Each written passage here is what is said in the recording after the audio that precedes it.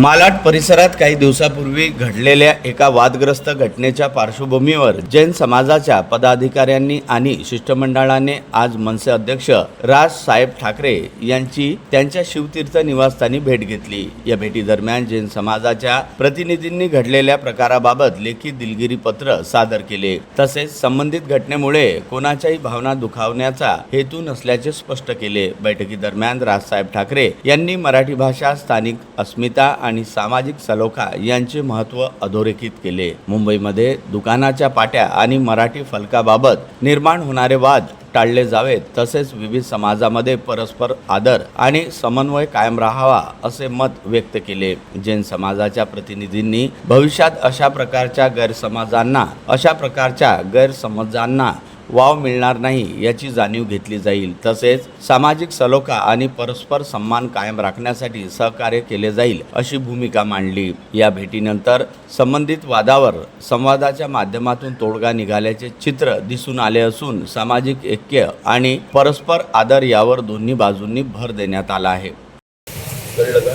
तुमचा वापर केला जातोय, तुमची लोक भडकवली जात आहेत आणि तुमची लोक भडकतील ती एवढी भडकतील,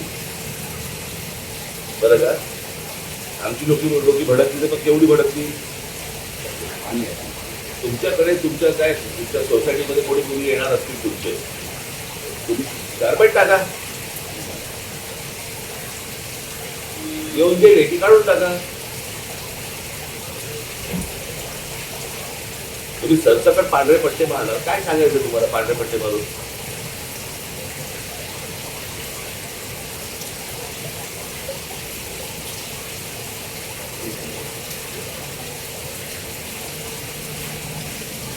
विनाकारण वाद निर्माण करतात।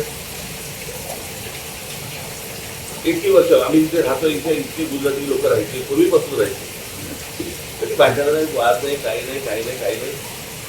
ते आताच कसं सुरू झालं गेल्या 10-12 वर्षात?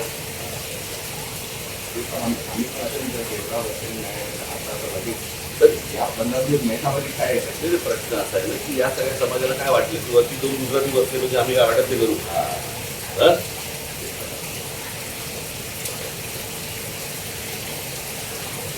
असं थोडी होतं।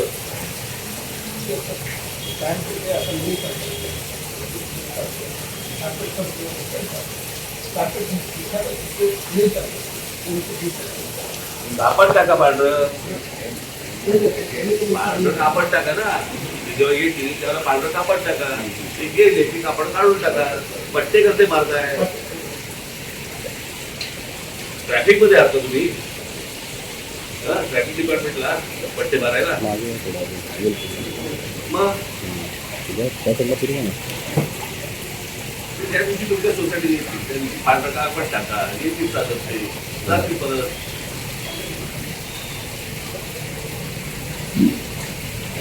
कुठच्याही सोसायटीत कुठच्याही धर्माने या गोष्टी करता कामा द्यायचं।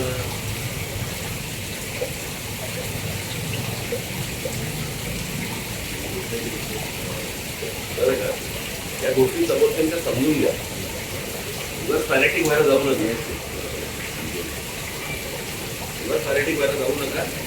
शांत व्यापारी लोक व्यापार करा, शांत नका, कळलं का? धर्म आहे, धर्माच्या ठिकाणी तुम्ही धर्माचं काम करा ना, कोण नाही म्हणते तुम्हाला? आजपर्यंत तुम्हाला कोणी अडवलंय? सांगल बरोबर आहे, माझ्या घरी येऊन गेले, घरी आले, जेवले, त्यांचं जेवले, ते जेवण होते, जेवले, तुम्हाला एवढं कधी सांगतो तुमच्या समाजातल्या लोकांना तुम्ही समजून सांगा।